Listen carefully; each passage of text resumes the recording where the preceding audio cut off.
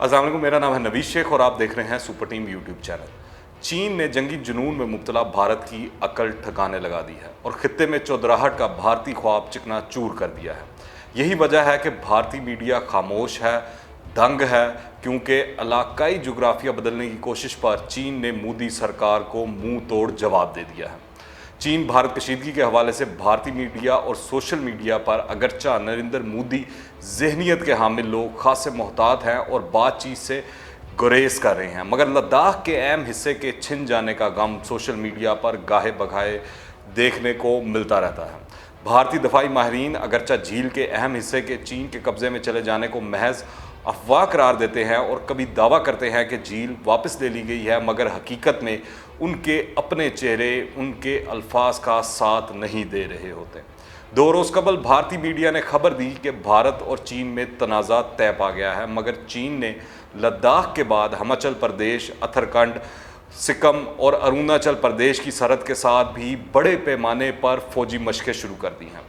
तो दूसरी जानिब लद्दाख पर कब्जे की तस्दीक बीजेपी के मेंबर ने भी कर दी है। लद्दाख से ताल्लुक़ रखने वाले मेंबर पार्लियामेंट ने तस्लीम किया और कहा है कि मैं वहां खुद जाकर चीनी फ़ौज की मौजूदगी का मुशाहिदा कर चुका हूं। लद्दाख के कई इलाकों का कंट्रोल इस वक्त चाइना के पास है। कई किलोमीटर अंदर तक अहम चोटियों पर PLA मौजूद है, जबकि इस वक्त सारी दुनिया का मीडिया भी कह रहा है कि भारत ने अपना एरिया सरेंडर कर दिया है। चीन ने भारत के गुब्बारे से हवा निकाल दी है, जबकि भारतीय मीडिया सब अच्छा की रट लगाए हुए है। इंडिया के साबिक खारजा सेक्रेटरी श्याम सरन ने भी हिंदुस्तान टाइम्स में लिखा था कि चीन के साथ सरहद पर लगातार ऐसी चीज़ें हो रही हैं जिनका इंडिया सामना कर रहा है, लेकिन इंडियन फ़ौज चीन की तरफ से पेशकदमी को रोकने के लिए फ़ौजी कार्रवाई या तो करना नहीं चाहती या फिर इसके पास ऐसा करने की सलाहियत नहीं है। हमें चीन की इस हिकमत अमली को समझना होगा और इसी हिसाब से जवाब देना होगा। मौजूदा सूरत हाल से वाज़ह होता है कि भारतीय बुरी तरह झुंझलाए हुए हैं और इन्हें अपनी साख बहाल करने के लिए किसी मुहिम जोई का ख्याल शिद्दत से सता रहा है। मोदी साहब में अगर ज़रा भी अकल हो तो समझ सकते हैं कि चीन के साथ मुहिम जोई की कोशिश का नतीजा लद्दाख की खूबसूरत झील पेंग्यांग के अहम हिस्से को खोने की सूरत में सामने आया, तो पाकिस्तान के साथ किसी मुहिम जोई की कीमत शायद इससे भी ज़्यादा हो। कल इस्लामाबाद में चीनी सफ़ीर ने भी ट्वीट किया कि मकबूजा कश्मीर के भारत के साथ गैर कानूनी अलहाक ने चीन और पाकिस्तान दोनों की खुद मुख्तारी को चैलेंज कर दिया है। इस ट्वीट के बाद भारत का मीडिया और सफारतकार खूब सटपटाए। बहुत से लोगों का ख्याल था कि अब चीन और पाकिस्तान मिलकर भारत को दबाव में ला रहे हैं कि दोनों मिलकर भारत का मुकाबला करेंगे और चीन भारत के हवाले से पाकिस्तान को थपकी दे रहा है कि पाकिस्तान तैयार रहे। मजीद जानने से पहले अगर आपने अभी तक इस चैनल को सब्सक्राइब नहीं किया है तो इस चैनल को सब्सक्राइब करें, बेल आइकन को प्रेस करें ताकि ताज़ा तीन अपडेट्स और नई वीडियोस आपको बर वक्त मिलती रहें।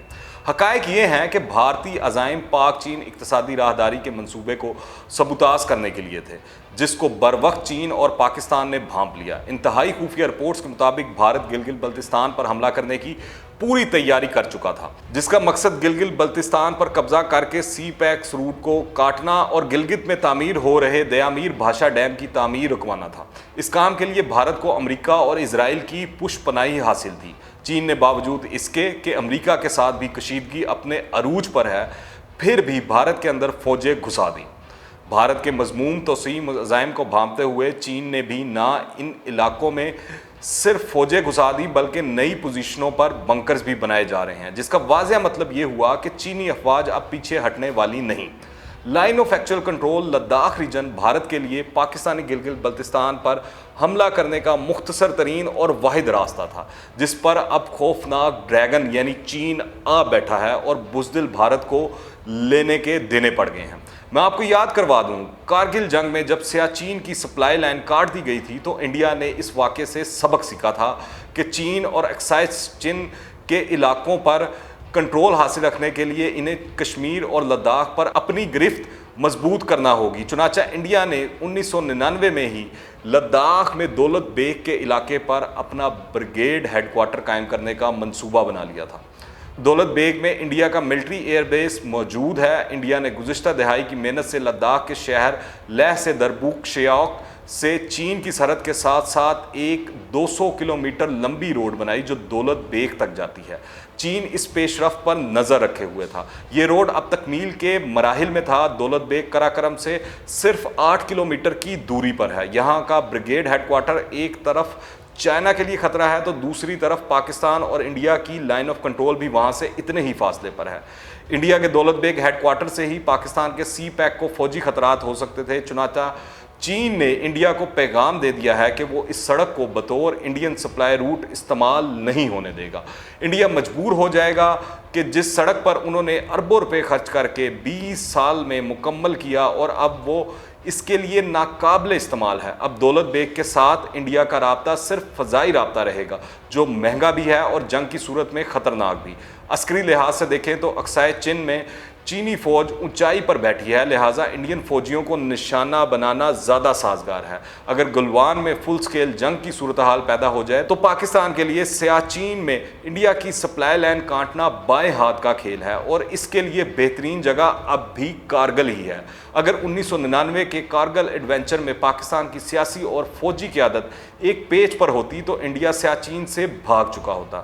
سیاچین کا محاذ بھی انڈیا نے شروع کیا۔ 1984 تک اس علاقے میں کوئی ڈی مارکیشن یا حد بندی نہیں تھی کیونکہ وہاں کوئی آبادی ہی نہیں تھی۔ جبکہ انڈیا نے وہاں جا کر ملٹری پوسٹ قائم کی تو مجبوراً پاکستان کو بھی یہ کرنا پڑا۔ اب وہی شرارت انڈیا نے چین کے ساتھ کرنے کی کوشش کی۔ دربک شیوک ہائی وے بنانے کے پیچھے انڈیا کے فوجی عزائم تھے، جس کا جواب اب انڈیا کو مل چکا ہے۔ چائنا کا ناگری ایونسا ایئر بیس اقصائے چین سے 200 کلومیٹر پیچھے ہے، جس کی بلندی 14,020 فٹ ہے، جو دنیا کا بلند ترین ایئر بیس ہے۔ انڈین میڈیا کے مطابق کسی ایئر وار کی صورت میں چائنا کو اس علاقے میں پہنچنے میں 1 گھنٹہ لگتا ہے، جبکہ انڈیا کا پہنچنے کا ٹائم 4 گھنٹے ہے۔ یہ میدان جنگ ہر لحاظ سے چین کے لیے موزوں ہے۔ بھارت چین تنازع میں اس وقت بظاہر خاموشی ہے، بھارتی میڈیا جو مرضی رپورٹ کرے، مگر مذاکرات کا عمل ڈیڈ لاک کا شکار ہے۔